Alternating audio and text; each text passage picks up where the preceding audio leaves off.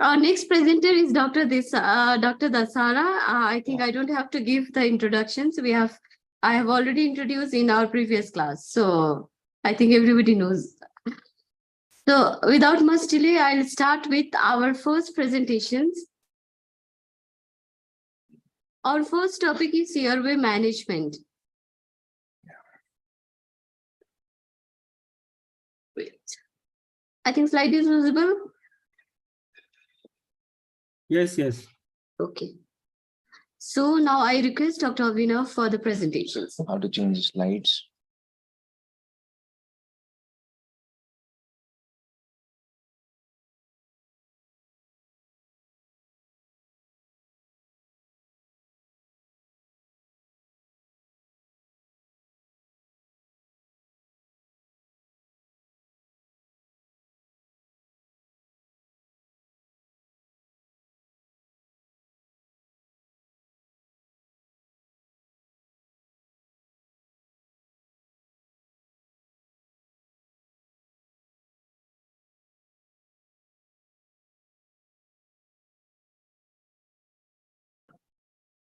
Good afternoon, each and everyone present here.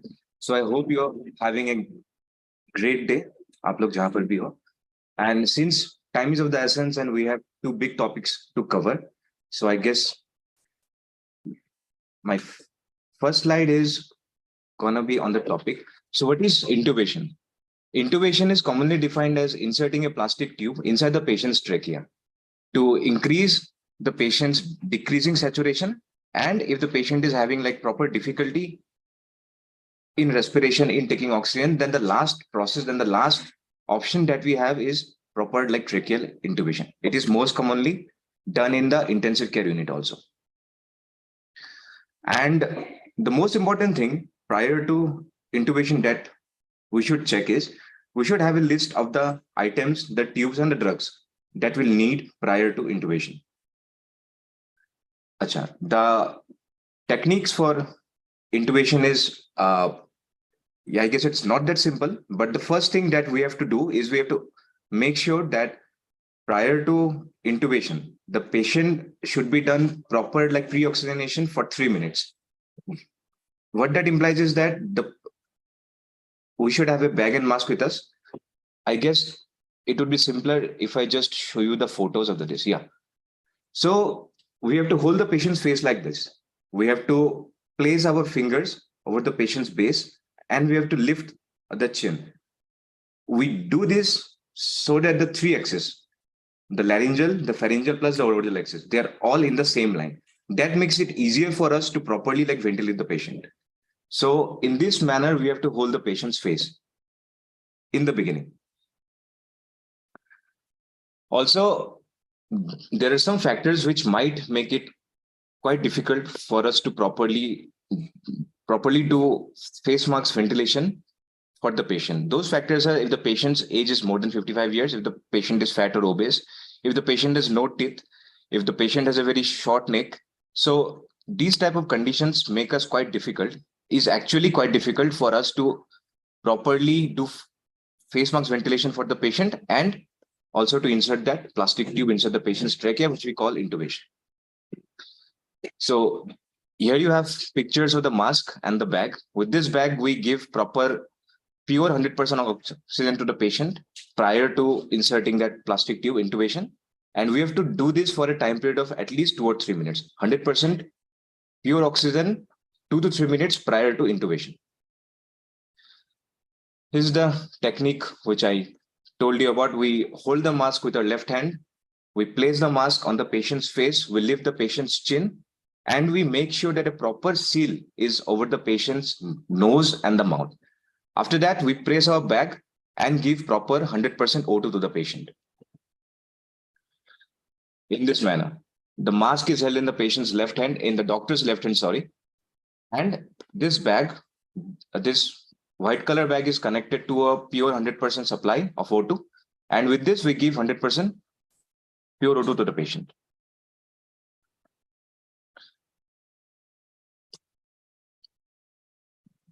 This is a bag basically, which is filled in this part of the bag that you can see the green color big portion of the bag that you can see is filled with 100% O2, and that portion which extends out of the bag is the mask which you place over the patient's face. And while doing proper face mask ventilation in the patient, we must make sure that the patient's both sides of the chest equally rise when we give 100% oxygen to the patient. So that makes it a useful sign that proper 100% oxygen goes to the patient's trachea, because if it's not going, the patient's chest won't rise while we place the bag. So that makes it a useful sign, and then proper way that we are properly mass ventilating the patient. So the pictures that you can see on the screen right now is the mask, plus we have the airways. In patients that we find proper difficulty in doing mass ventilation, we insert these airways, which come in different sizes and which also come in different sizes for each patient, and which makes it quite easier and simpler for us to properly ventilate the patient. Yeah, and as for the different sizes that we use for the airway, we have to insert the airway. We have to take this portion of the size of the patient. We have to see how much of length is this portion of the patient, and as such, we have to select our airway. So these are the indications of intubation, in which cases we do intubation. Suppose a patient comes with very less GCS, basically. If the patient's Glasgow Coma scale is less than 7, if the patient has increased chances of tracheal aspiration of gastric contents, in those patients, primarily, we feel the need for intubation in those patients. Because what would happen is that if the patient's gastric contents, they come inside the patient's airway or the trachea, the patient will have severe respiratory distress. So to like properly prevent that from happening, what we should do is we should always go for tracheal intubation in those patients who are not conscious and whose Glasgow Coma scale is less than 7. Acha. And these are some indicators in a patient which would help us to know if the patient's intubation would be easy or difficult. So as I told you prior, if the patient is obese, if the patient has a short neck, if the patient has no teeth, if the patient has a class 3 or 4 Mallampati grade, in those patients, intubation is difficult. So in such cases, we have to make sure that we have our cart properly ready in the event that we cannot properly place our tube inside. What remains in that cart, that we shall go on in our next segments, in our next slides. This is the different classes of Mallampati grading. In class 1, you can see all the components that we are supposed to see while laryngoscopy: hard palate, soft palate, uvula, and pillar. In class 2, 3, 4, you can see that gradually our vision is being completely confined and limited. This is the same slide. This is the same class that we discussed in the previous slide. So yeah, this portion tells us as to how long the patient's neck is, and also the distance from the patient's chin to the patient's thyroid vesicle, which we call as a thyromental distance, which should be at least more than 3 fingers. This is a different type of grading, which we call the CL grading. Basically, this happens when we introduce a laryngoscope inside. So while we introduce a laryngoscope inside, we see the patient's vocal cords. Inside those vocal cords, we're supposed to introduce a tube. So in those cases, you can see the grade 1, grade 2, grade 3, and the grade 4. Grade 1 is a very simple case. You can see the vocal cords, you can see the glottis and each and everything. So it becomes quite easier to introduce it. In grade 2, 3, 4, you will see that our vision becomes quite limited. In grade 4, it's actually quite difficult to properly place a tube inside. So these are the different grades that we see while we introduce a DL inside the patient's mouth. So intubation is considered to be the gold standard of VRV management in both OT and ICU. It is, like I said at the very starting of my class, it is the last option that we have if the patient is having severe acute respiratory distress or if the patient has severe chances of gastric content aspiration. So the proper positioning for intubation is that the patient's head must lie on a raised pillow, which should be at least of a thickness of 6 inches or 10 centimeters, basically. And after that, like I told you, the patient's head has to be flexed so that the three axes, the oral, pharyngeal plus laryngeal axis, they should make a straight line. Only in that case, while we place our DL, while we place our direct laryngoscope inside the patient's mouth, only then we'll see a proper axis, only then we'll see the proper vocal cords, and only then we can place our tube inside. And in case of spinal injury of the patient, where the patient has trauma, like over the neck, the head has to be fixed so that there is no extension, which would further increase the patient's chances of injury or such. So in these images, you can see that the patient's head lies on a pillow, which is around 10 centimeters. And in this case, you can see that we have placed a whole host of proper pillows inside of it. This is called ramping up of the patient. This happens, or this we use only in patients which we feel that the intubation, it might be like proper difficulty. In those patients only, we place all these kind of pillows. It's called ramping up the patient. These were patients who have, like, as I told you, patients who have an injury over the region of the neck. So we have to hold the neck so that the patient's neck and head is properly stable and no excess flexion occurs, which would further increase the patient's injury. So these are the stuff or the instruments that we have to have in our cart prior to starting the process of the entire intubation. We have to have a mask of different sizes, a ventilation bag. We have to have a laryngoscope tube of different sizes, then jelly, stylet, and bougie. In patients with a tube, in patients who might have had bad airway, or in patients who might find some difficulty in intubating, we have to have stylet and this bougie ready. So there's a basic ET tube. These are the different parts. It's made of plastic or PVC. This is a valve. This is a cuff which we inflate after we place the tube inside the patient's trachea.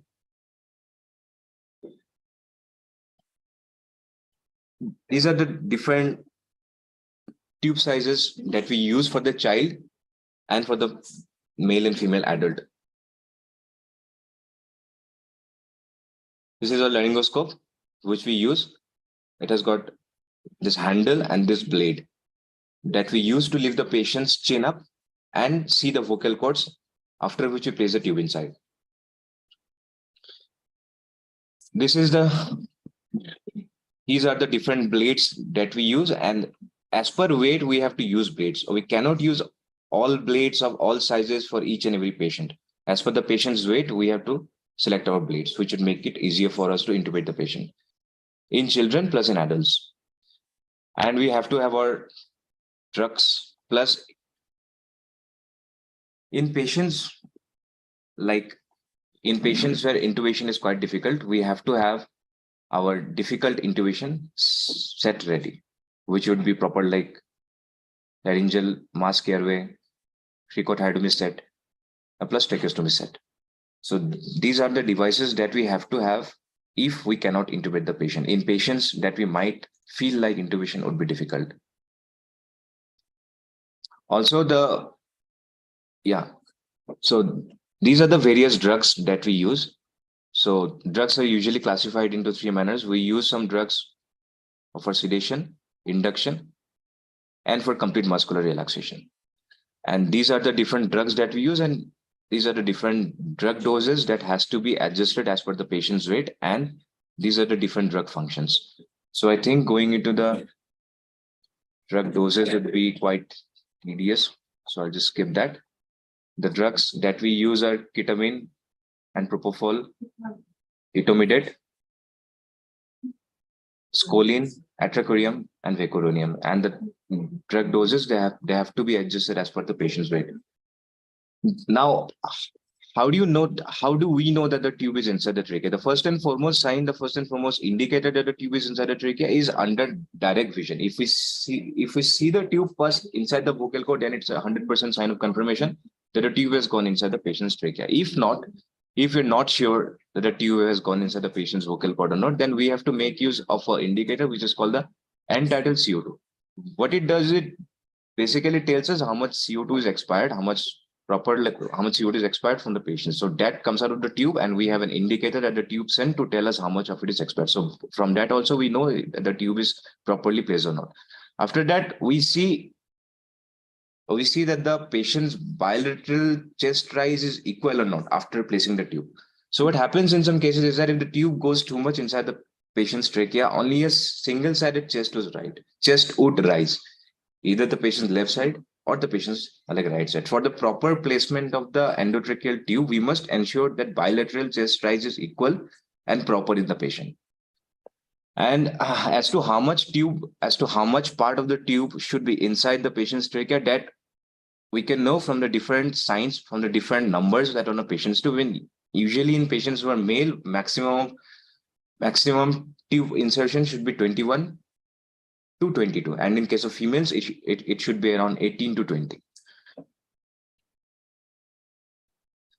And after tracheal intubation, after we place the trachea, after we see that the bilateral chest rise is equal, and chest X-ray has to be done to further confirm our tube placement. And the tube pressure, that the tube cuff that we give, we have to give a certain amount of cuff pressure to the tube so that the tube remains in place at the vocal cords. And that pressure, it should be below like 20 mm of mercury at all times. This are the different vertebral segments. It's T2, T3, T4, T5, T6. This shows a photo which is not properly exposed, I guess, is X-ray. These are two X-rays which shows us the lung contour and the lung physiology and such. Acha. Now comes a very important part of intubation, like what is like rapid sequence intubation. Rapid sequence intubations are done in those patients who have it. Actually, prior to intubating a patient, the patient must not have had any food for at least 6 to 8 hours. But if suppose a patient comes who have had food, but the patient needs intubation. So in those cases, in those patients who are more at risk of gastric content as aspiration, we must ensure that we do the intubation properly and safely. So in those cases, what we do is, after we properly sedate the patient, we press pressure on the patient's this cartilage, which we call the patient's cricoid cartilage. After placing pressure on the patient's cricoid cartilage, we try and insert the tube. That pressure only has to be removed once the tube is inside the trachea, and not before that. And in those patients, we also do not mass ventilate the patient, because in those cases there will be higher chances of gastric content aspiration. So that is our rapid sequence intubation. We have to do it very fast. The time protocol states that from the time of giving proper muscular relaxation, we have to do the intubation in a time span of around 20 to 30 seconds. In this manner, we have to put pressure over the patient's cartilage, or the patient's cricoid cartilage, and this pressure has to be removed only when the tube is inside the trachea. Now, sometimes it might happen that the patient's vocal cord is not visible. So in those cases, the helper who is there, they have to apply the BURP maneuver. Now, what is BURP maneuver? It's backwards, upwards, and right lateral pressure, which will be shown in the next slide, I guess. Yeah. So what the helper does is that he presses the patient's cartilage backward direction, upward direction, and slightly towards right. He or she does that so that the vocal cords are quite visible for us and makes it easier for us to intubate the patient. So that is called the burp maneuver. These are some of the intubating intubating devices that we use. This is a standard bougie on top of your screen, intubating bougie, I guess. Now, there are some devices that we might have to use if we cannot place a trachea. If we cannot place a tube inside the trachea, these devices are called supraglottic airway devices. Yeah, I shall have to go a bit more fast because we have so many slides to consider. Okay, so these are the different devices that we have to use if we cannot place the tube inside the trachea. So these are called the pharyngeal mask airway. Their process of placement is a bit different. We have to place our index finger near the this cuff of the tube. I don't know if I can show you properly or not without the devices at my disposal. But the thing is, what I want to impose upon you is that what I want to show you guys is that in the event that we cannot place a tube inside the trachea, these are the devices that we must have at our disposal so that the patient's airway is not compromised. And like with tubes, also these devices, they have to be adjusted as per the patient's weight. We cannot use these devices, each and every device for each and every patient. So there are different sizes for the patient. And yeah. Now, what are these?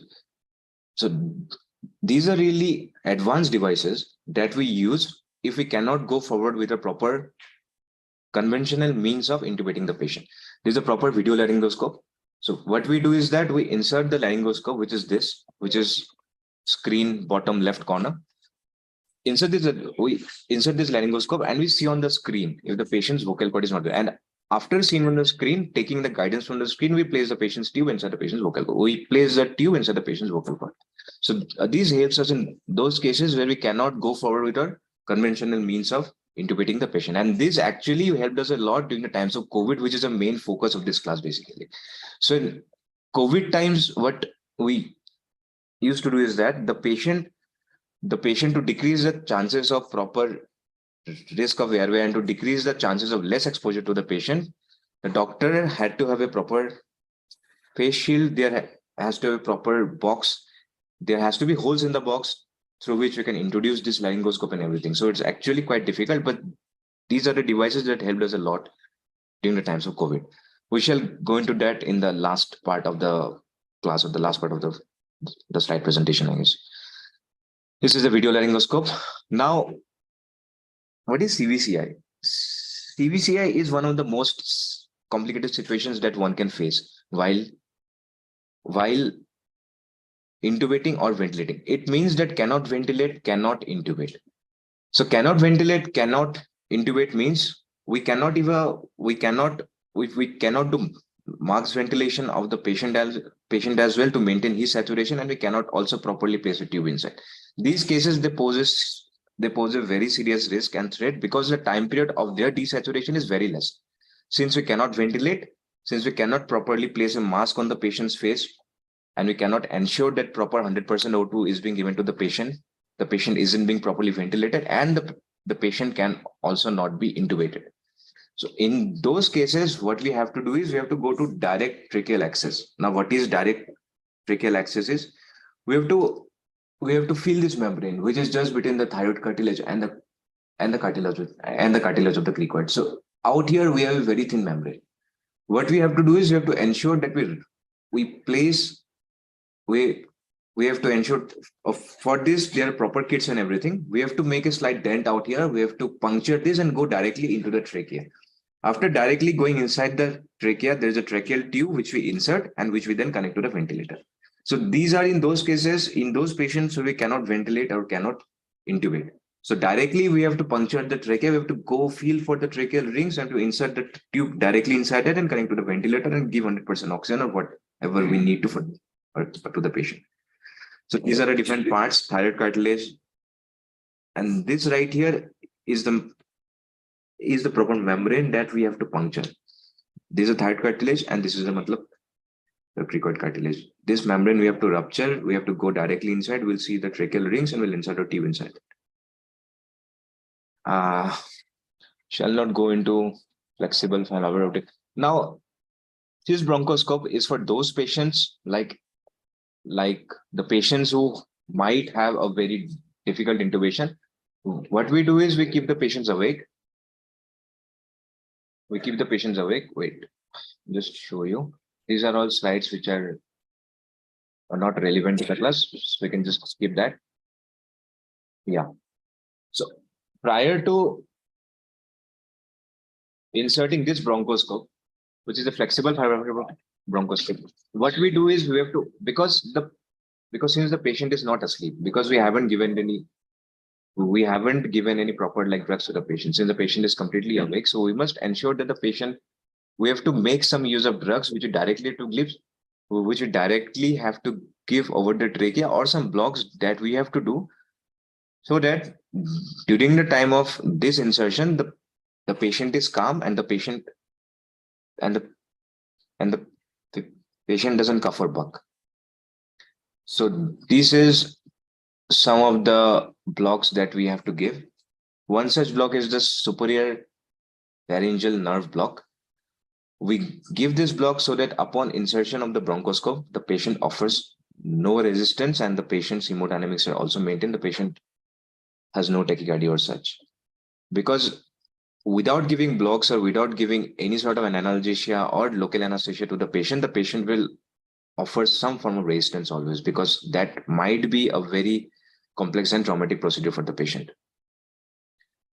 And this is the transtracheal block which we give in between the thyroid and the cricoid cartilage.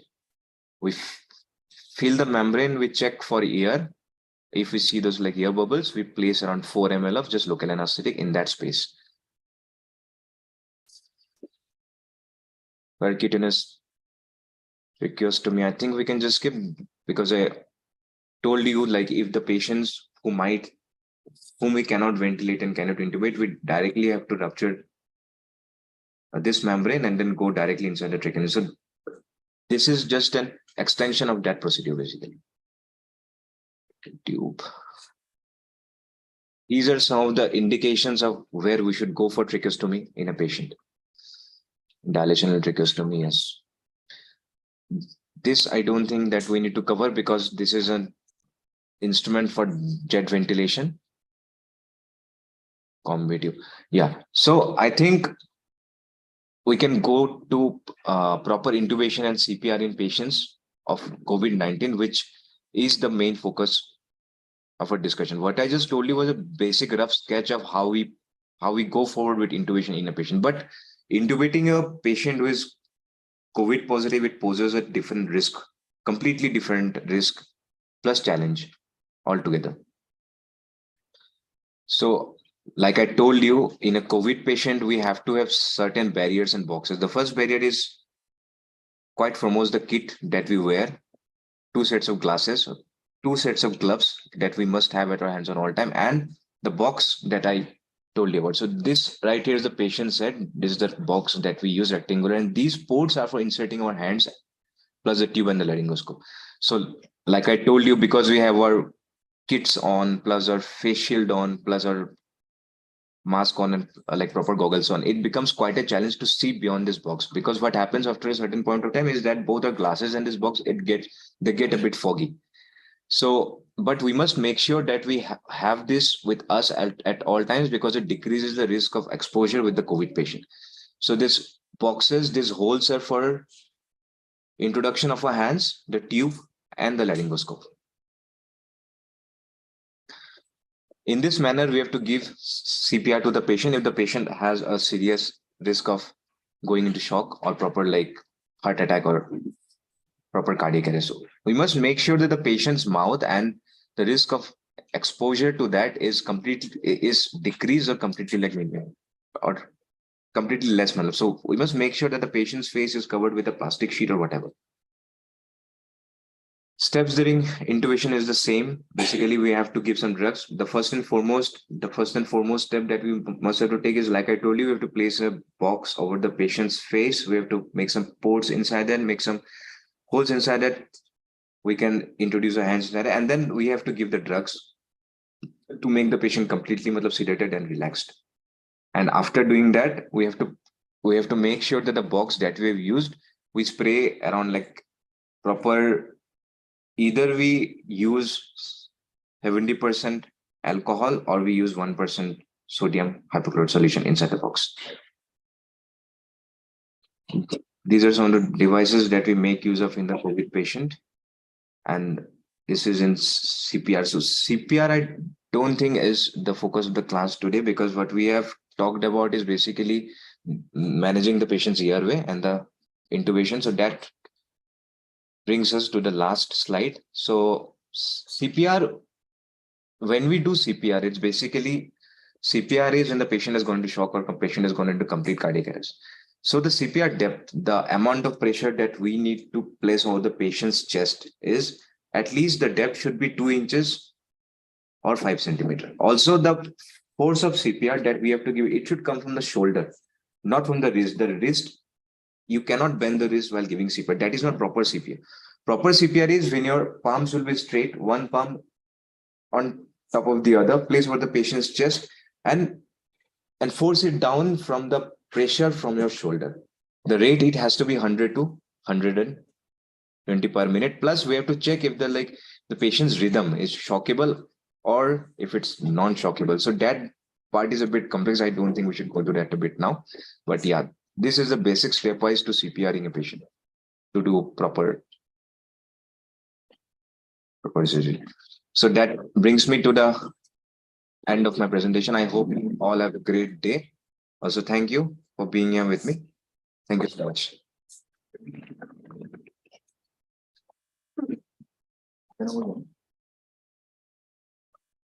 Thank you, Dr. Avinav. So we will do the next presentations on IV catheterizations. Then after that only we will take up your queries at the end, okay? I think slide is visible. Yes. Okay, thank you. Over to you, Dr. Dasara. Thank you, ma'am.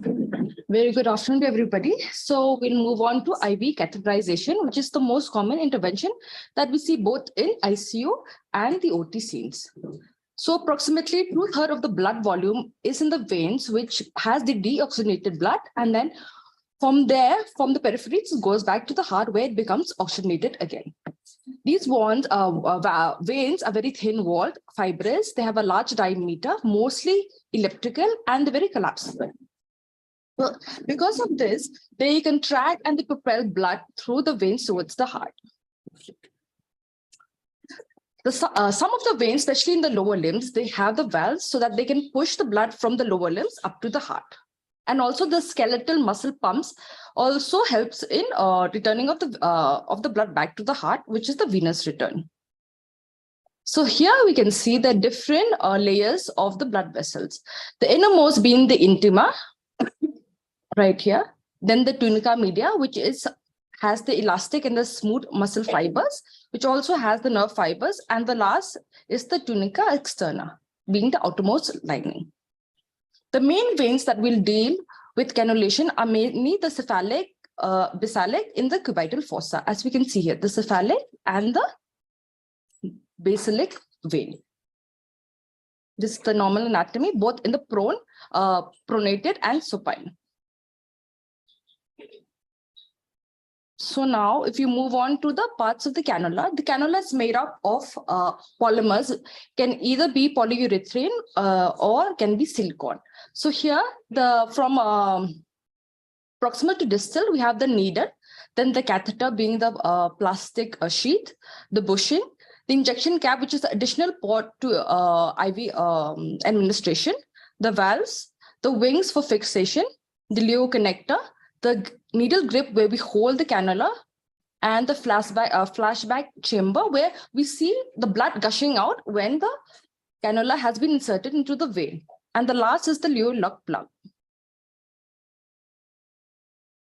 So the size of the peripheral IV catheter is mainly determined by the outside diameter. So the gauge and the outside diameter are inversely proportional. So if the outer diameter increases, the gauge size decreases.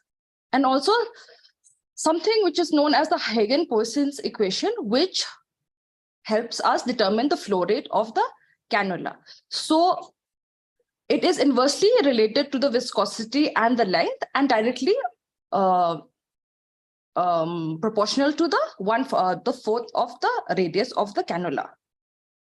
So here, as we know, we have the different cannula, and the gauge of cannula being the smallest is the yellow 24 gauge and up to 14 being the orange. So depending on that, as we had talked about the gauge and the flow rate, there are different rates that we can see depending on which cannula, and where we can use the cannula accordingly, being units up to the pediatric age group, elderly age group for resuscitation and even blood transfusion.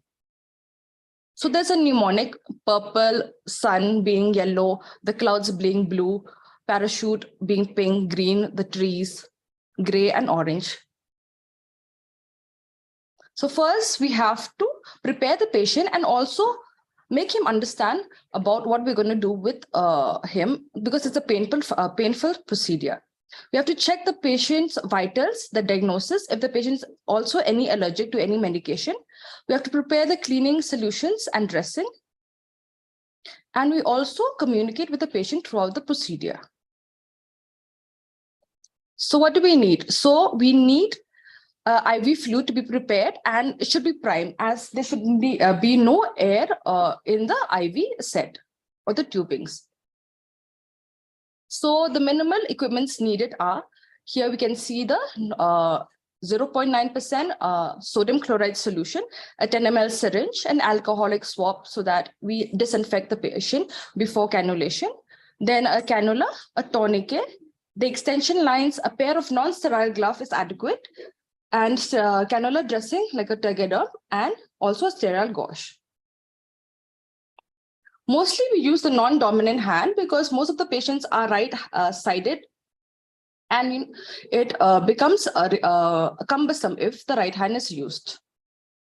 We can use pillows. We have to make the patient comfortable, and also have an IV trolley nearby. We can also use a tourniquet, or ask the patient to clench and unclench the hand, or also make the hand in a fist position. So what does this do? It increases the pressure in the veins, and the veins become more prominent for cannulation. So the tourniquet is applied at the IV insertion line for 2 to 3 minutes, and not more than that. And we have to use gloves and also clean the site before cannulation, as we said. So how do we insert the cannula?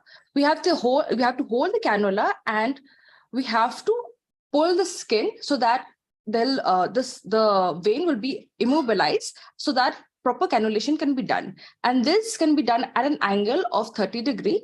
Once we hit the vein and we see a gush of blood backwards in the hub, then we can maneuver the cannula forward and take out the stylet. So what we can do is we gently stabilize the cannula hub. As I said, we release the tourniquet after the vein has been punctured, and also we connect an extension line and we connect the IV fluid. But before that, we have to secure the cannula with a tegaderm or any fixator, and we can also flush with 2 to 3 or 5 ml of sodium chloride. And after that, we can dispose the sharps in the waste, and also we have to document the time and the date of where we have the procedure has been done.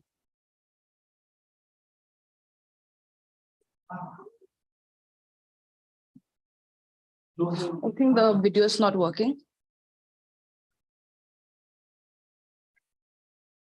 I think the video is not working.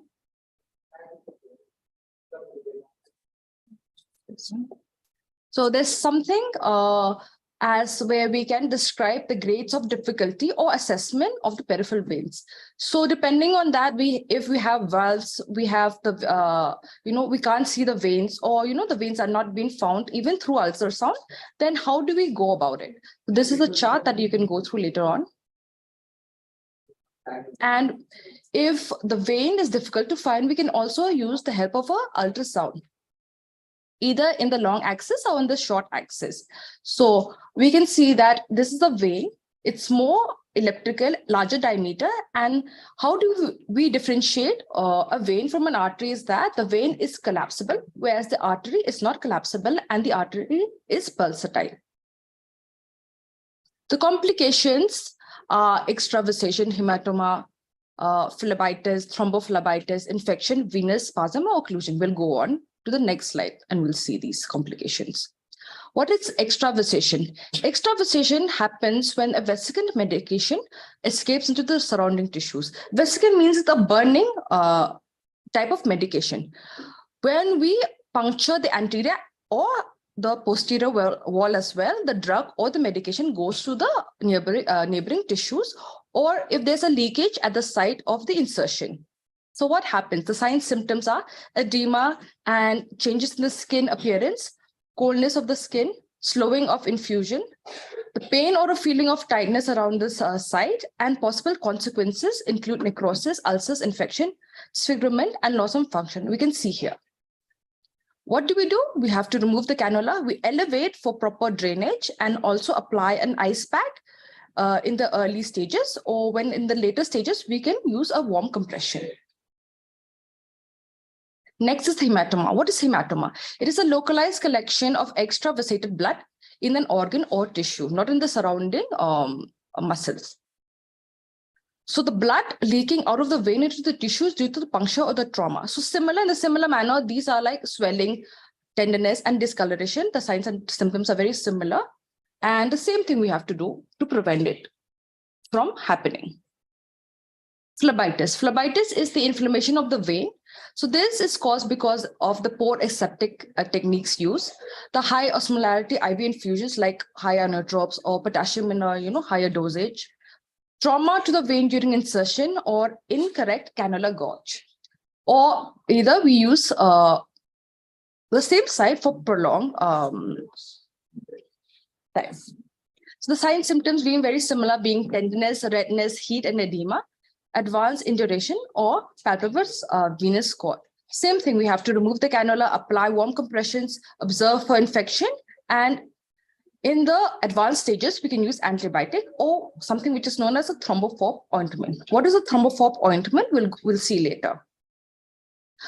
Thrombophlebitis is the formation of a thrombus, and inflammation in the vein usually occurs after phlebitis, wherein the thrombus is formed. So we can see here, especially in the lower limbs, we have a valve. So if the blood clots, these are not being propelled upwards, and because of this, thrombus happens and the infection causes afterwards. These also very similar signs and symptoms, and the interventions are also that we remove the cannula, observe for signs of infection, and change the cannula very frequently, 2 to 3 days. There's also something which is called as a VIP score or the visual infusion phlebitis score. Depending on the sites and the signs and symptoms, they are the interventions that we need to do. Thrombophore ointment is an ointment which has heparin sodium, which has the anticoagulant properties, and also has benzyl nicotinate, which causes a vasodilator. Infection happens when there's a pathogen in the surrounding tissue of the IV site. This is because also of the same thing, because lack of asepsis, prolonged use of the same site, and we need to remove the cannula and also start on antibiotics. So this is a chart where we can decide what type of IV access we need. So here, if an IV access is needed, if a peripheral line is present, so we have to decide the length of medication needed and the type of therapy. If the IV access is needed less than a week, we can use a short-term IV cannula. If the IV access is needed for almost a month, for normal isotonic non-vesicant medications, a mid-line or extended dual peripheral cannulation can be used. And if it's more than 4 weeks up to 1 year, we can use a PICC line. A PICC line is a peripheral inserted central cannula where we can use at the basilic vein or the cephalic vein. If there's no IV access point is seen, so we have to decide also on the length and the type of therapy. If the IV access is needed less than 3 weeks, we can use a non-tunneled central line inserted central catheter. But if a longer term of medication is needed, we try to consider first of all the patient's daily activity of the patient, and depending on that, we can plan a tunnel catheter or implanted venous access device. So here is the infusion therapy process model. So depending upon the therapy consideration, the patient consideration, the site and assessment of the patient, whether the vein is adequate, the valve location, then we have to select the device. Then on clinical selection, who will do the procedure? Then we have to prepare the site, and the insertion modalities also we have to take into account, and also the site maintenance. So the outcome is that on planning this, we can have a successful completion of the infusion therapy. We can reduce the catheter related complications as we have seen. We can minimize the number of venipuncture per patient because it's a very painful procedure, especially the large bore cannulas, reduce the supply cost, the labor cost. The patient is more satisfied with one prick than more, and we reduce the chances of infection. Thank you. Okay. I think we'll do the discussion. We'll do the discussion for 10 minutes. I think now we came to the end of the session, so we'll do the discussions for 10 minutes. Then exactly at 4, we will do our closing ceremony. Okay. So if you have any queries, you can ask. You can write down in the chat box. If you have any queries. Or even if you want to directly also, you can unmute yourself and you can ask. Okay. And then as I said, like those who want to speak, please be ready, okay, for this feedback. Not now, we will do the closing ceremony during that time. So now we will do the discussions. Yes, we will give you the post-test link. Bhuneshwar, can you please share the post-test link and then feedback link?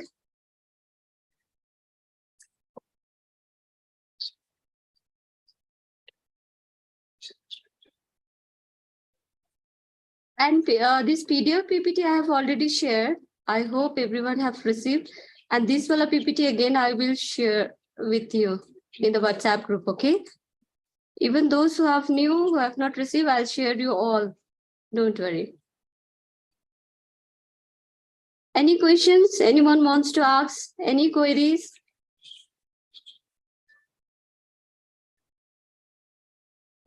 Wait. And then during a closing ceremony, I'll request everyone to please switch on your video, okay?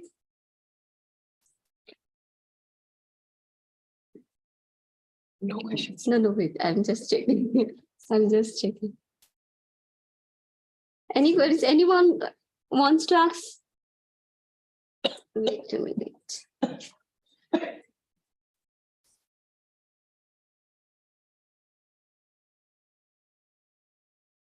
Okay, please give me your number because I didn't. Okay, I will give you my number. Post-test, okay, we are giving a post-test link. No queries, okay. One was there. You can sit here. Dasara, you can sit here. How long can we tie a tourniquet? They have mentioned in IV catheter. Bring a chair, we can sit. Okay, one question is asked like, okay, where was that question? Okay, wait a minute. Okay, if you have submitted post-test also, thank you so much. Here, let's take. Oh, I'm just trying to. I need to check.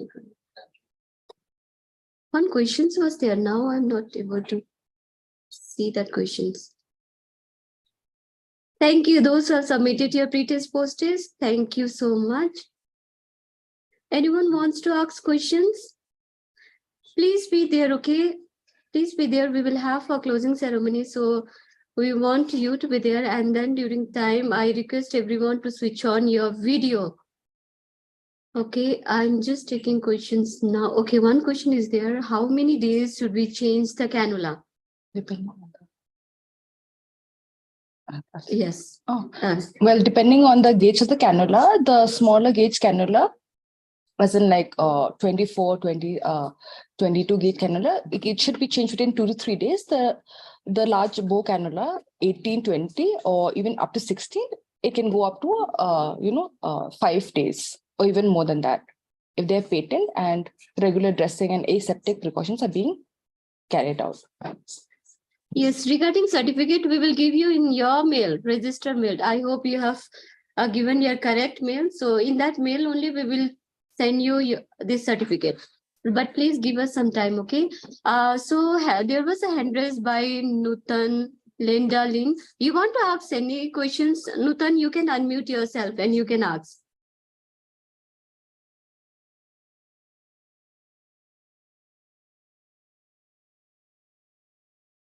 Nutan, I have seen your hand raised. You want to ask any queries?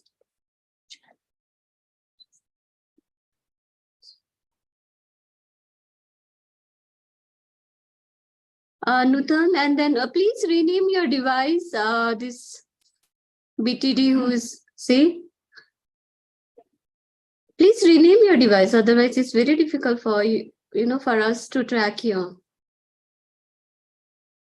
I think both of you have done nice presentations. I have not seen any questions today.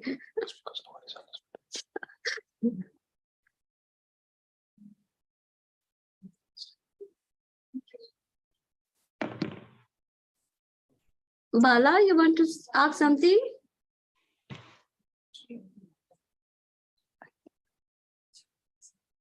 I'm just waiting, sir, to come. Sir, no, just in case it will lapse.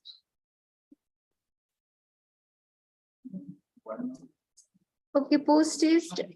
I don't know how I'm to open the post test. Post test link I have already given.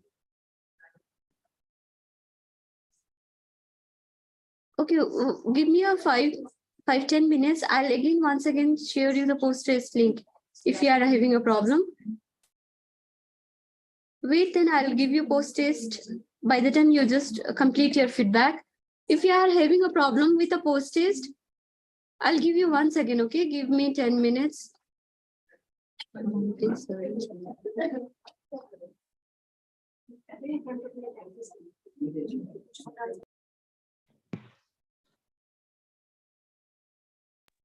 Waiting MSR to join, okay? Please be with us for a few more minutes. Okay, everyone is having problem with the post test?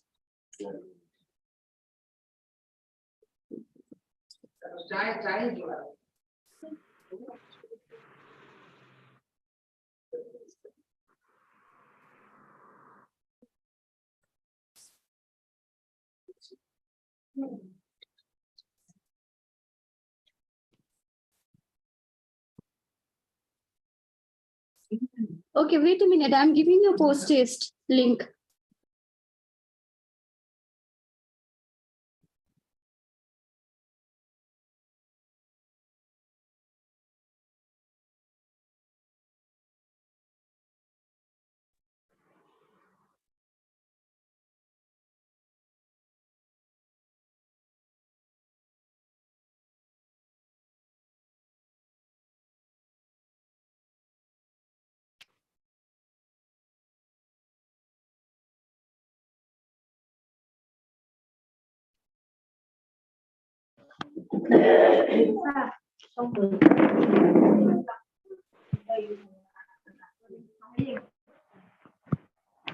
I request you to please switch on your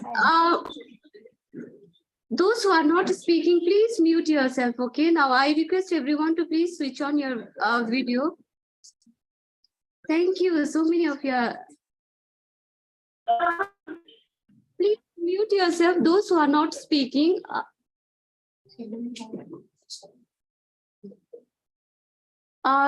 Nochiketa sir, you are there? Yeah, I'm there.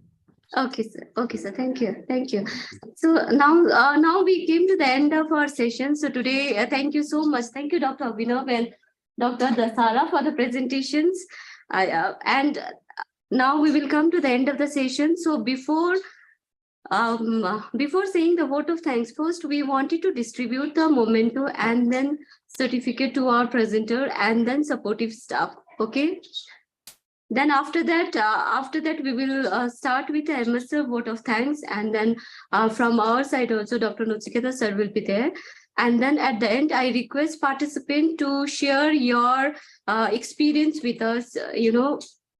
Whatever you feel like during these whole sessions, you can share your experience with us. Okay. So first, Hostess link I'll give you after a few minutes. Okay. So this was we have started our. Okay. My PPT is visible. Bhunesh, my PPT is Yes. visible. Okay. Yes. So we have started our sessions on 14th March. So today we are on the end of the session. So today is the 24th of March. So now I would like to request sir for giving a memento. So first we will give the memento to our presenter. Online or offline? Presenters are all Okay. offline. Okay. So I request MS sir to give a memento to Dr. Soni. So, Photo like uska? yeah, Dr. Soni. I think, sir, do we have to turn this side? We'll turn this side. Yeah, this side. Camera is. Okay. Yes, like that. Camera is- Yes. So I think I'll not show the PPT. I Okay, think, this is fine. yes, sir. I think, sir, I'll just, sir, it's coming like this. It's fine. I think it is. Yeah. Okay. So thank you, Dr. Sani.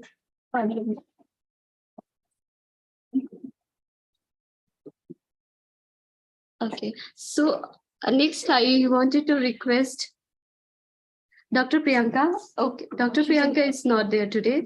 So next is Dr. Neha.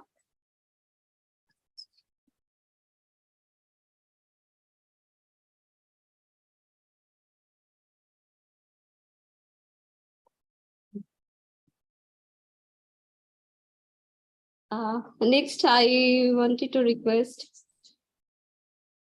Dr. Vibhuti.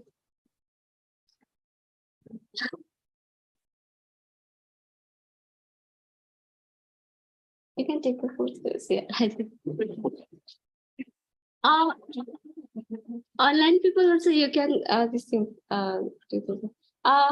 Next is Dr. Dasara.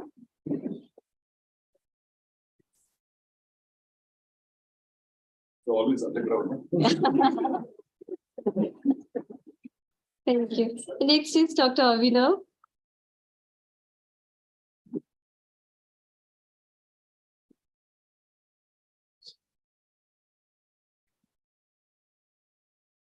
Okay. So next is Dr. Rajni ma'am. So I think ma'am and Tindra is not there. So we have two more presenter, Mr. Tindra and Rajni ma'am. So on behalf, anyone who wants to say, or no, or else we will take. Okay, so Dr. Rajni ma'am. Oh, that's so much. And the last, but the head of our department, Dr. Nari ma'am itself. So thank you. Yeah, yes.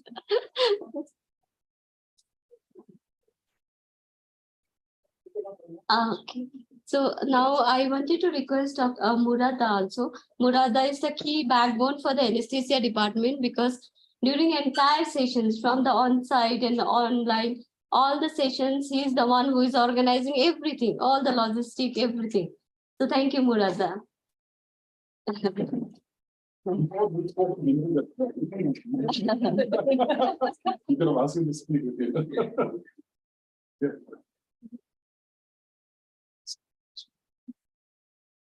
Okay, now next is Kamalda. Yeah.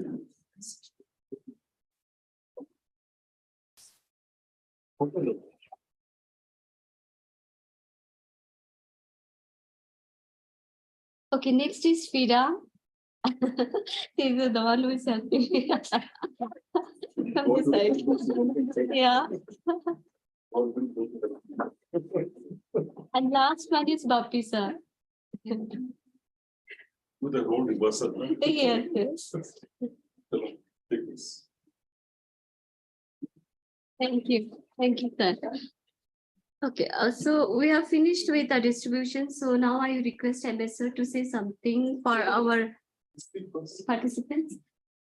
That madam speak first. Mom, you want to speak or from? Okay, ma'am, you as a presenter, you want to share any experience of yourself? Actually, this whole thing was initially started as a COVID training preparation. But as I went along, I realized that for any given situation, these slides will be helpful because we are dealing with the basic subjects that will be required for all patients. And I hope we could deliver both theoretical as well as practical knowledge to you. And I hope you learned something from our efforts. That's it. Thank you. Thank you, ma'am. I hope we are audible. Yes. Yes. Okay.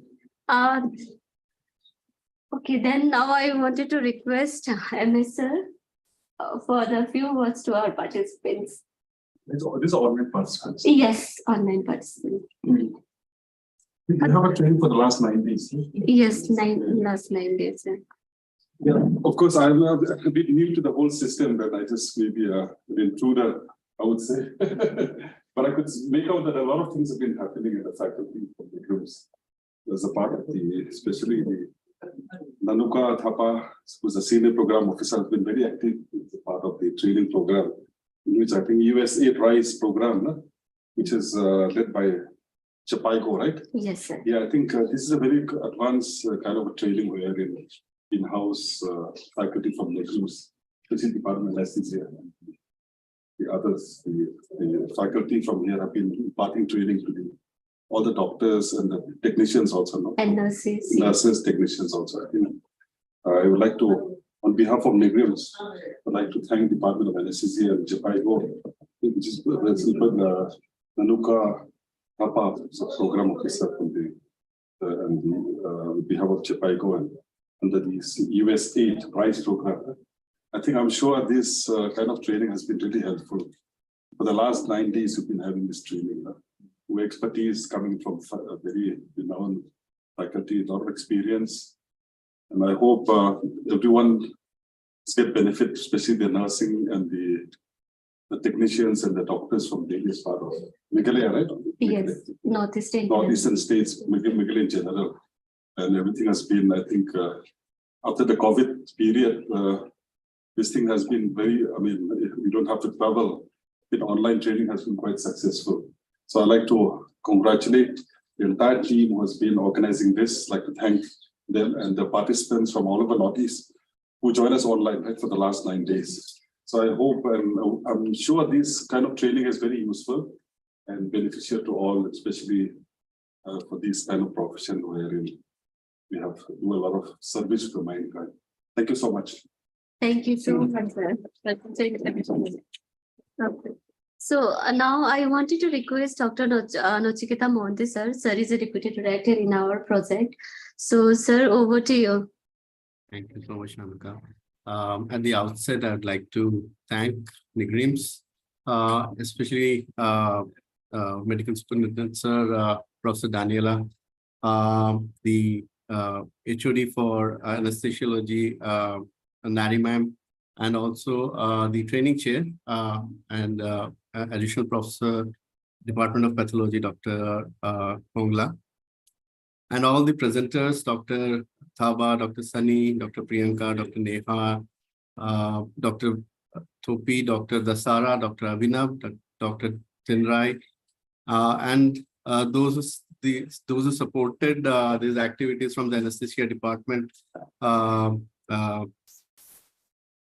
Please, if I'm not able to mention the names correctly, kindly forgive me.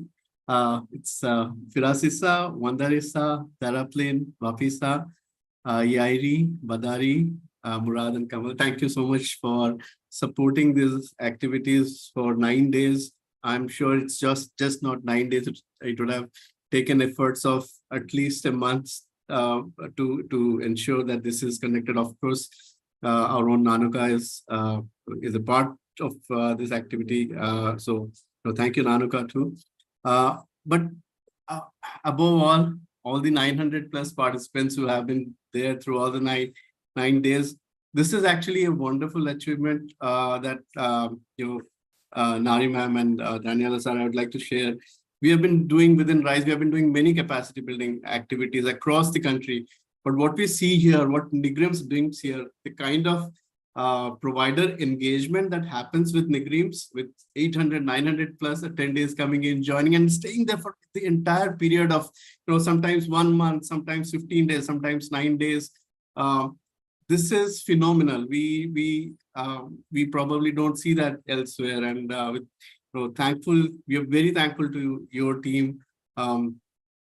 And Nanuka puts in effort, but it's more of what NIGRIMS brings in that actually ensures these providers from across the country, across 8-9 states, are there and they stay connected. They also learn and appreciate what they learn. Thank you so much for conducting these interventions. It is our privilege to be a partner with NIGRIMS, to be collaborating with NIGRIMS. Thank you so much. Thank you so much. Thank you so much, sir. So now I request any participants, would you like to share your experience or wanted to give feedback?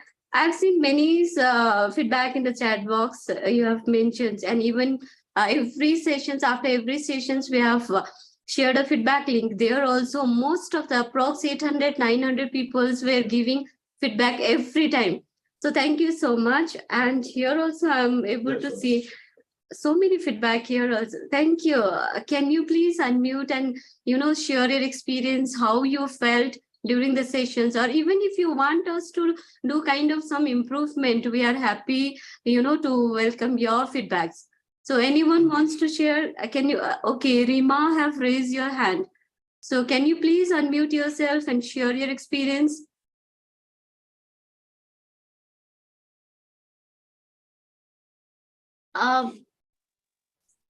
By the time, thank you so much. I'll read some of the these things from the chat box also. Feedback. Thank you. Thank you for these things, giving a wonderful feedback.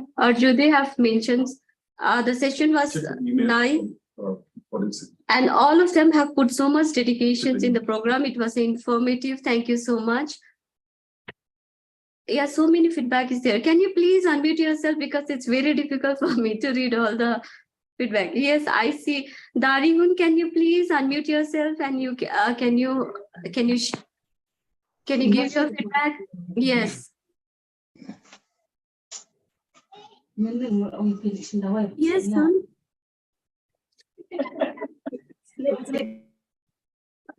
It's okay. Okay. Yeah, I'm seeing so many feedback here. Can you please unmute yourself and can you say Darihun or Ivanla? It will be good to hear from you. Yes, there are so many chats out there, but it's very difficult for me to read now. Dr. Balas? Dr. Balas, you want to say something? Hello, good afternoon, ma'am. Yes, good afternoon. Really, with the participants, on behalf of participants, I'm expressing my heartfelt gratitude to the organizer and the resource person. It's a very interesting and informative session for all of us, particularly for the clinician, as well as the sisters who are helping us in the management of the patient. Since your during COVID time also, we attended pediatric one, and this time ICU webinar. So these are very important thing. After a long time of graduation, we didn't get such type of training. So though it is online, but it is very helpful for all of us. Even I should say better than offline, because offline it's not possible to gather more than 1,000 participants. So thank you very much. Thanks again to conduct this program, and in near future also I hope this type of training will intimate us prior information is necessary. Feedback thing, sometimes some presenter may be a bit fast, but still we all enjoyed and hope in near future also will intimate us regarding the training and we'll try our best to attend on time. Thank you. Thank you all. Thank you so much. Thank you, Dr. Palas. Thank you. Because I have known you since 2020. Once we started our first program, since then only you are joining the session, whole session. So thank you, joining all the training. So thank you once again. Yes, I have seen Thank hand you. raised. Thank you. Okay. Sister Iba, you want to speak? I have seen your hand raised. You want to share your experience with us?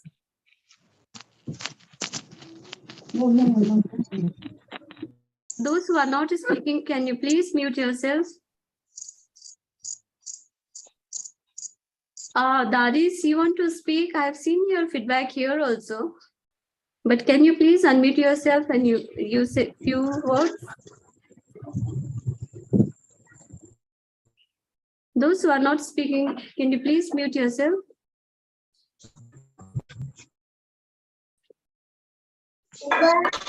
Those who are not speaking, can you please mute yourself? I have seen many feedback here. Iris, name is not there. Bandana, Jessica, you want to say something? Grace.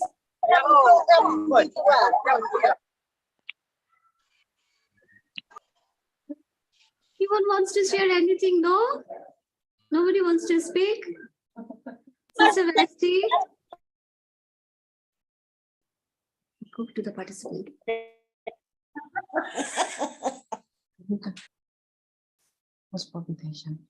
Okay, then I'll close. I think, okay, thank you, Sister Dorothy. So much of feedback. yeah.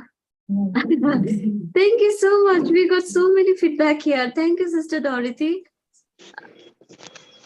Okay.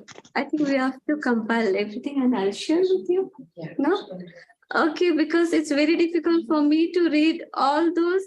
Thank you once again. I'll compile all your feedback here and then I'll share with our presenter and with our team. Thank you, Bhavana. Okay, I think if